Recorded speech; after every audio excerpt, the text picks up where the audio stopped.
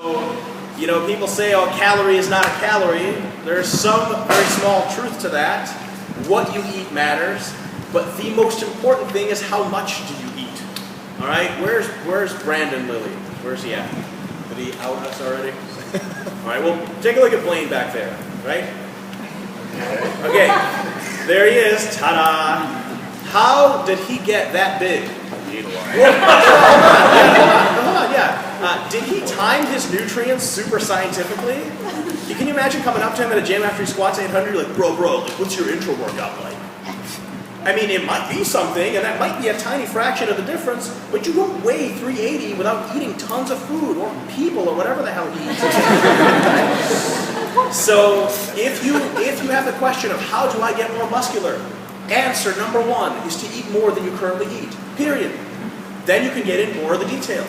And if you want to get leaner, answer number one is to eat less than you currently do, or do more exercise, or any combination of the two. Right? So calorie balance is number one for either size or getting lean.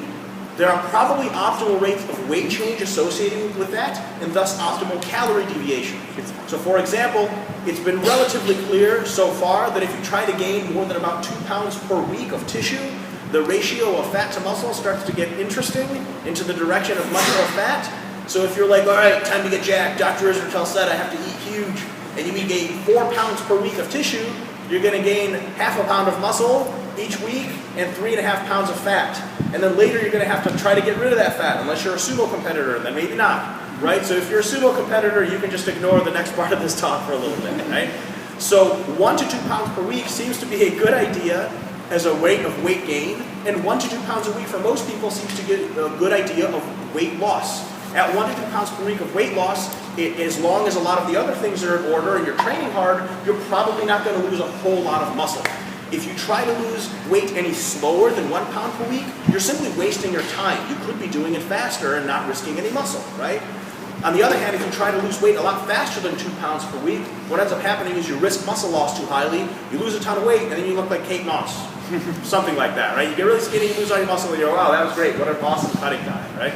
So there are some optimal rates there. Generally speaking, if you want to gain between 1 to 2 pounds per week of tissue, you have to start by eating 500 to 1,000 calories more per day.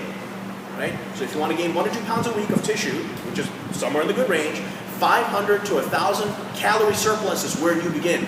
The metabolism gets all funky after that. It gets really, really fast if you try to gain tons of weight, and you'll have to make adjustments to keep gaining weight in that 1 to 2 pound a week range, but 500 to 1,000 calories extra per day is probably where you start. On the other hand, if you want to get lean, you cut 5,000 to, 5,000, good God, don't write that down.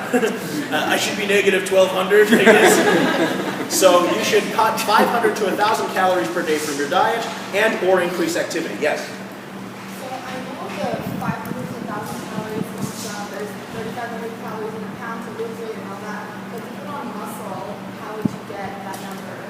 Yeah, so it's actually, interestingly enough, kind of cancels itself out and still yields about 3,500 because muscle actually contains physically less nutrient density than fat does, but it's also metabolically more expensive to build. So on average, that cancels out to still be about 3,500 calories per extra pound of muscle constructed. Does that make sense? So they're the same? More or less, yeah. It's all we need is like a really rough gunshot guess because you can add in more food and your weight doesn't really go up. Because you're one of those people with a really flexible metabolism, and the more you eat, the more calories you burn. How many of you guys know that asshole who has abs no matter what he eats? Right? If you're in this room, don't raise your hand. We don't want to hear Alex Beato over here. All right? Okay? So those people, it's all fun and games when they're lean, but if you tell one of those people, hey, listen, you weigh 220, I'll see you at 250 in a couple of months. It sucks because the more they eat, the more they just sweat all night long. You wake up in a pool of sweat. You're like, okay, step on the scale and you weigh the same. So it ends up being the 500 to 1,000 calories only has to be a very rough guess. After that, here's a real big piece of information. You have to step on the scale. I would recommend stepping on the scale at least twice a week, preferably in the same conditions every single time, naked, in the morning, before or after you pee or poop, pick one, all right? And usually, you guys all have my email. Send me a selfie. Scale selfie. I legit.